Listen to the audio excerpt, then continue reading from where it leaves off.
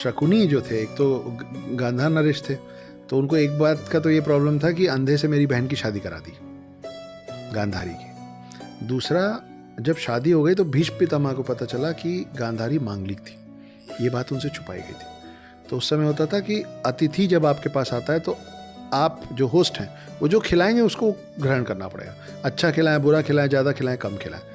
तो भीष्म पितामह ने गुस्से से शकुनी के पूरे कुनबे को बुलाया, पूरे गांधार कुनबे को बुलाया, बोला आप अतिथि बन के आइए। जैसे ही वो आया उनको जेल में भर दिया सबको, गांधार नरेश सहित, जिसमें प्रिंस ऑफ गांधार शकुनी भी थे।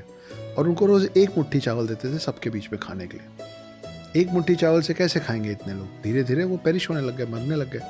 तो सबने मिलकर डिसाइड किया कि हमारा अगला जो प्रिंस है उसको जिंदा रखने के लिए एक मुट्ठी चावल इनको खाने दो, हम लोग तो ऐसे भी मरेंगे, मर जाते हैं। रोज शकुनी की नज़र के सामने एक एक करके लोग मरते चले गए। ये महाभारत शुरू होने के पहले की बात है। और शकुनी बैठ के देख रहा था अपने सब रिश्तेदारों को मरते हुए। आखिरी में दो लोग बचे, गांधार नरेश और शकुनी, पिता पुत्र। तब पिता ने बोला कि इधर आओ, मेरे को तुमको एक तोहफा देना है। तो जब वो पास आए, अब ये मरने वाले हैं ना, गांधार नरेश मरने वाले हैं, बूढ़े भी हैं और कुपोषित भी हैं। पूरे शरीर की ताकत अपने पाँव में ला के उन्होंने शकुनी के घुटने पे लात मार दी और शकुनी का घुटना टूट गया। चीखते हुए दर्द में बोला, ये क्या किया आप? मैं आपका बेटा हूँ। बोले तुम इतने बड़े अय्याश हो कि तुम जब यहाँ से बाहर निकलोगे ना तो तुम भूल जाओगे कि तुम्हारे साथ यहाँ हम लोगों के साथ क्या हुआ था रोज़। तुम फिर लग जाओगे वही पास से खेलने में और जुएबाजी में।